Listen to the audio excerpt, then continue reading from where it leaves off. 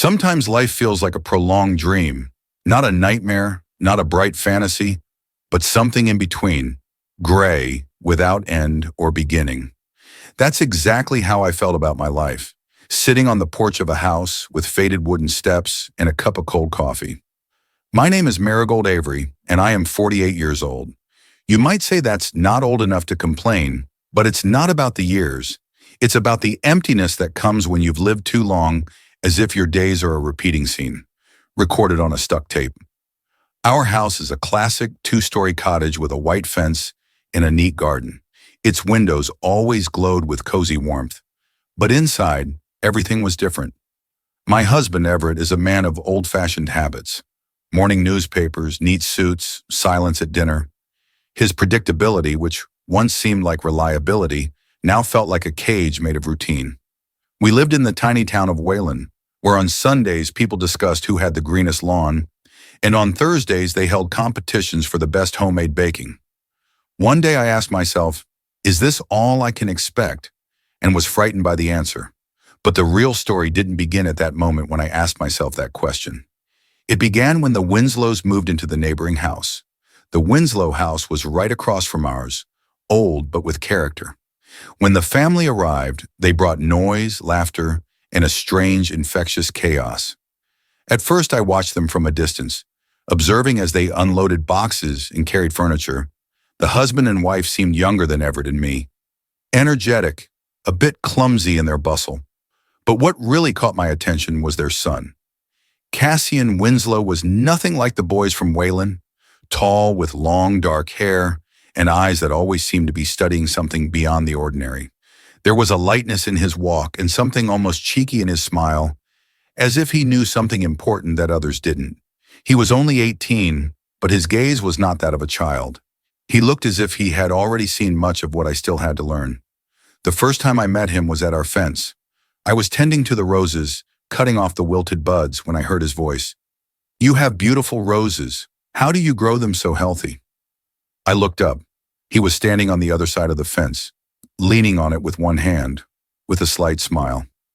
I noticed he was holding a notebook in his other hand, with traces of graphite pencil on his fingertips.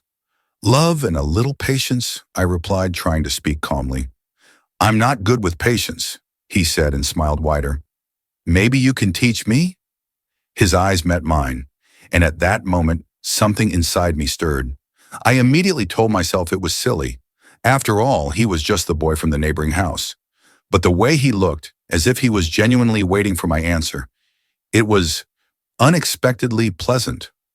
From that day on, our little conversations at the fence became something of a ritual. They never lasted long, but each time I felt there was something more to them than words. Cassian talked about his drawings, his dreams of moving to a big city and attending art school. I shared stories about my garden, about how I dreamed of becoming a writer as a child. But life had other plans. He listened to me with genuine interest, and there was a strange contrast. My own husband, whom I had lived with for 22 years, had long stopped asking me questions. But of course, I couldn't allow myself to think about it too much. "He's just the neighbor's boy," I kept telling myself. "And that's all?" The problem was that I didn't believe my own words. That day the sun hung low, casting everything in a soft golden light. I was sitting on the porch with a cup of tea, watching the gentle breeze play with the leaves of the rose bushes by the fence. The garden, which I loved so much, was my little sanctuary. Here, among the flowers and greenery, I could temporarily forget that life had turned into a series of monotonous days. But that evening, even in the silence of the garden, I couldn't shake the strange feeling that something was changing. You know that feeling when something important is about to happen, but you can't tell if it's good or bad. It was at that moment that I heard a familiar voice. "Hi, Marigold." The voice was light, almost playful. I turned around and saw Cassian. He was standing by the fence, leaning on its top rail with one hand, holding a pencil in the other. His face was illuminated by the warm light of the setting sun, and despite his young age, there was something incredibly mature about him. "Hi, Cassian," I replied, placing the cup on the porch railing. "What brings you to the garden today?" He shrugged slightly, and I noticed him nervously tapping the pencil against his palm. "I just wanted to show you something." I've been drawing all day and thought you might be interested in seeing it. He handed me his notebook. I took a step closer and accepted the notebook, carefully examining his work. They were simple yet incredibly emotional sketches. Landscapes, portraits, and even strange, abstract compositions that seemed to express more than words could say. Among them, I noticed one drawing that made me catch my breath. A garden with blooming roses, as if taken from my reality. "Is this my garden?" I asked, not looking up. "Yes, it seems so. Alive to me." His voice was quiet, but there was so much sincerity in it that I felt warm. "I saw how you take care of it, and I thought it reflects you, that you care about something to keep it beautiful." My heart skipped a beat. This was more than just a compliment. These were words that no one had said to me in a very long time. I tried to focus on the notebook to hide the blush that I knew was already appearing on my cheeks. "You're talented, Cassian," I said, returning the notebook to him. "You must keep drawing. You can achieve anything." "Thank you, Marigold," he smiled and looked down. "That means a lot to me." Since then, our conversations at the fence became something familiar. They were innocent, discussing the weather, art, his dreams, and even the silly things he noticed in the town. But with each passing day, I found myself looking forward to these conversations more and more. They became what brightened my day, like the first rays of sun after a long night. One evening, when Everett had fallen asleep in his chair with a newspaper on his chest, I caught myself thinking about Cassian. I felt ashamed of these thoughts. I tried to convince myself that it was just politeness, that he was just a kind boy who genuinely cared about the people around him. But the more I thought about it, the less I could deny. Something inside me had awakened. On Sunday, I saw him again. This time, he was sitting on a stone wall at the edge of their yard, drawing something in his notebook. I went out into the garden pretending to water the flowers, but my movements were too abrupt to look natural. Finally, I gathered the courage to approach the fence. "What are you drawing?" I asked, trying to sound calm. He looked up and smiled that slightly crooked but charming smile again. "The town, trying to capture its mood." I paused, considering my words before speaking. "Would you like some tea?" "I have wonderful mint tea." Cassian hesitated for a moment, as if weighing my offer. Then he nodded. "That would be great." We sat on the porch, and the cups of tea filled the air with the scent of mint. He talked about how he dreamed of leaving this town one day and seeing the world. I listened as he described his dreams, and I felt a strange mix of envy and admiration. His youthful enthusiasm reminded me of the part of myself that I had lost long ago. That evening, after Cassian left, I stood by the bedroom window looking at his house. My head was buzzing with thoughts that I was afraid of. They were confusing, contradictory, but at the center of each of them was him. The boy with the notebook and the gaze that made me feel alive. And although I tried to push them away, I knew the changes had already begun. It was late evening, and the garden around me was enveloped in a soft twilight. A gentle breeze rustled the leaves, spreading the scent of wilting roses and freshly cut grass. I stood by the window, watching the neighbor's house, where a dim light glowed behind thin curtains. Cassian, as usual, sat by the window of his room, bent over his notebook. His silhouette moved rhythmically, like an artist who had lost track of time. I had never seen anyone work with such concentration and passion. I tried to look away but couldn't. Ever since he appeared in my life, I found myself thinking about him more and more often. His youthful energy, his sincere gaze, his dreams, all of it reminded me of who I once was, who I might still be.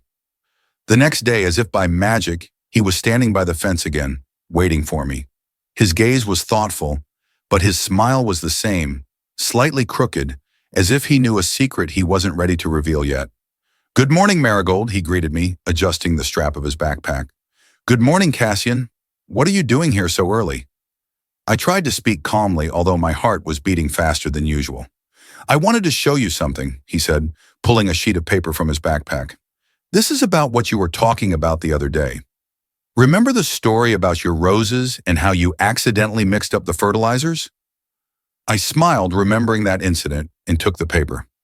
On it was a drawing, me in the garden, laughing and covered in dirt, with huge, vibrant roses around me, as if taken from a fairy tale.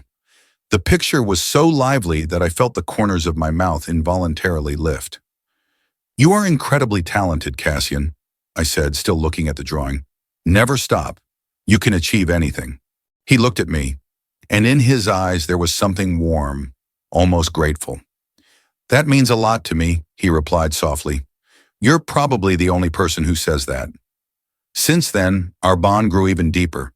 We talked about everything: his desire to become an artist, how he hated math, his fears and hopes. Sometimes he told stories from his childhood, and I found myself laughing with him as if I were 18 again. One evening, when Everett went to his weekly meeting with friends, I stayed home alone. The garden was filled with the scent of fresh flowers, and the light from the street lamps made it look like a scene from an old romantic movie. I was sitting on the porch with a glass of wine when I heard footsteps. "You're not asleep?" he asked, coming closer. His voice was soft, but in the night silence it sounded as if it were meant only for me. "No, I just wanted to sit outside for a bit," I replied. "Can I join you?" I nodded and he sat down on the step below. We were silent for a while, enjoying the sounds of the night, until he suddenly spoke. "You know, Marigold, I've never felt like I could be myself around other people. But with you, it's different." These words caught me off guard. I looked at him, trying to understand what lay behind his words. He looked up, and I saw something in his eyes that had been hidden behind smiles and jokes. Vulnerability. "You can be yourself, Cassian. You have nothing to fear with me," I replied. He smiled, but this time his smile was soft, almost sad. The next day he came with a new notebook and suggested we draw together. It was silly, of course. I hadn't held a pencil since school. But I agreed. We sat side by side at the fence, laughing at my clumsy lines, and I noticed how easy and natural it was with him. He drew me, quickly with deft movements, as if he had already seen this picture in his mind. When he finished, I looked at the drawing and saw a woman I hadn't been in a long time. Happy, alive, real. "This is you, Marigold," he said, and his voice was full of tenderness. I felt tears welling up in my eyes. This was the truth. With him, I was becoming the person I had long ceased to be. That night, I couldn't sleep for a long time. Everything inside me was in conflict. My mind told me I was crossing boundaries, but my heart stubbornly clung to the feeling that Cassian brought me. He had become more than just a neighbor to me. He had become my hope, my reminder that life could still be bright. And although I knew it was dangerous, I couldn't stop. The Winslow house was bathed in evening light. Golden rays of sunshine filtered through the curtains, filling the room with a soft, almost unreal glow. It was a scene perfectly suited for the moment when everything would change. Cassian invited me to see his work again. His voice was calm, but there was a slight tremor in it that betrayed hidden tension. I stepped into his world, full of canvases, sketches, and the smell of fresh paint. The room seemed alive, but in its silence there was something that made my heart beat faster. "This is a new series," he said, pointing to several canvases neatly arranged against the wall. "They were inspired by you." I stopped, looking at the works. I recognized myself in them. In one painting, I was sitting in the garden. In another, I was holding a flower as if explaining something. But what touched me the most was the last painting. In it, I was looking into the distance with a slight smile, as if thinking about something incredibly important. "This is amazing, Cassian," I whispered. "But why me?" He stood behind me, and I felt the air in the room grow thicker. "Because you are what inspires me," he replied, his voice low and soft, like the rustling of leaves. I turned around and our eyes met. At that moment, I felt everything inside me freeze. His eyes were serious, but they held so much emotion that I could barely hold his gaze. This was more than youthful enthusiasm. It was something deeper, something I hadn't seen in the eyes of anyone looking at me in a long time. "Marigold," he whispered, his voice trembling as if he were about to say something forbidden. "I know this is wrong, but I can't control it." My heart beat faster. I knew he was talking about what I was afraid to even think about, but instead of stepping back, I stayed where I was, as if some invisible force held me there. "We can't, Cassian," I finally said, but even my words sounded unconvincing. He took a step closer, carefully raising his hand to touch my cheek. His touch was barely perceptible, but it evoked a wave of emotions within me that I couldn't contain. "I don't want to hurt you," he said, "but you make me feel like I can be myself." The words dissolved in the air as he moved closer. His lips gently touched mine, and it was so tender that it seemed as if time had stopped. I froze, feeling everything inside me resist and yet yield to this moment. It was wrong. It was dangerous. But it was so alive that I couldn't stop. We sat on the floor next to his canvases, and everything happened so naturally, as if it were inevitable. His touches were careful, as if he were afraid to destroy what had just begun. I felt his fingers slide down my arm, how he slowly and gently explored every gesture, every reaction. "Are you sure?" I asked, trying to hide the tremor in my voice.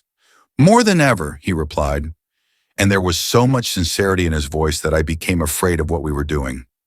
His movements were smooth, and his gazes were full of trembling. I couldn't understand how it was possible to feel joy and pain, passion and guilt at the same time. It was like a hurricane that swept us further and further from the familiar shore. After it was all over, we sat in silence. I looked at his face, at his eyes, which still sparkled with the same light I had seen in his drawings. He smiled at me, but there was something more in that smile than just joy. It was gratitude. It was vulnerability. "Are you okay?" I asked, trying to find words for what had just happened. "Yes," he replied. "And you?" I nodded, but inside me a storm was raging. I knew we had crossed a line beyond which everything would change, and although I understood that consequences awaited us, I couldn't ignore one thing. At that moment, I felt more alive than ever before. The sun slowly rose over the horizon, bathing our small town in a soft golden light. Everything seemed the same as always. Birds chirped on the roofs of houses, the wind rustled the leaves of trees, and the scent of freshly cut grass mingled with the aroma of morning coffee. But for me, the world had changed. I sat in the kitchen, looking at the cup that had long since cooled. My thoughts returned to that night, as if they were being replayed on a broken film reel.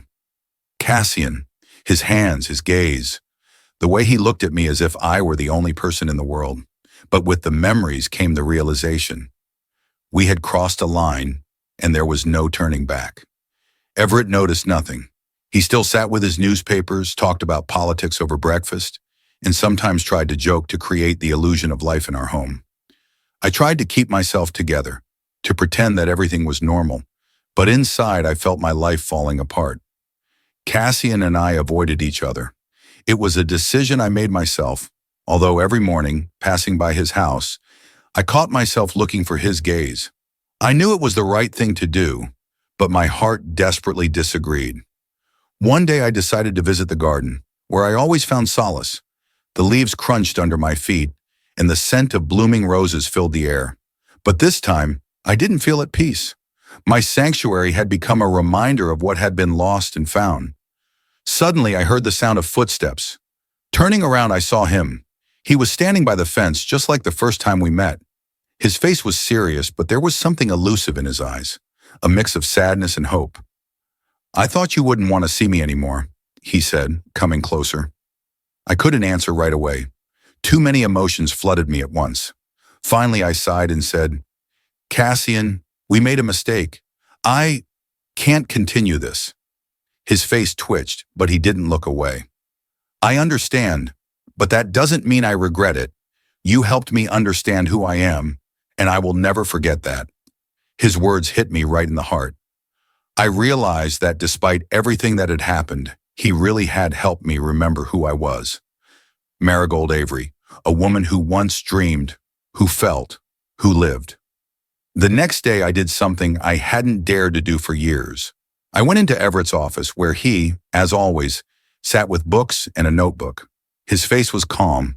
Nothing foretold a storm. "We need to talk," I said, standing in the doorway. He looked up, and in his eyes I saw a slight surprise.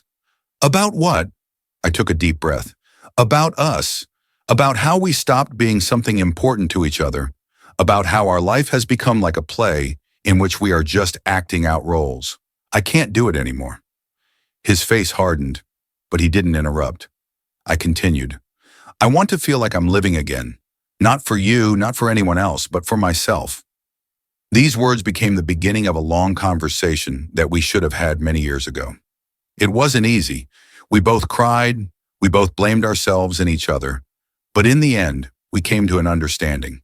Sometimes the best way to preserve respect for each other is to let go. A month later, I moved into a small house in another part of town. I didn't know what awaited me, but for the first time in a long time, I felt free. I got a job at a local gallery where I organized exhibitions and even started writing. My stories, filled with emotions that I had kept inside for so many years, became my new way of expressing myself. As for Cassian, I saw him one more time. It was at an exhibition in the gallery where he came with his paintings. He had changed, become more confident.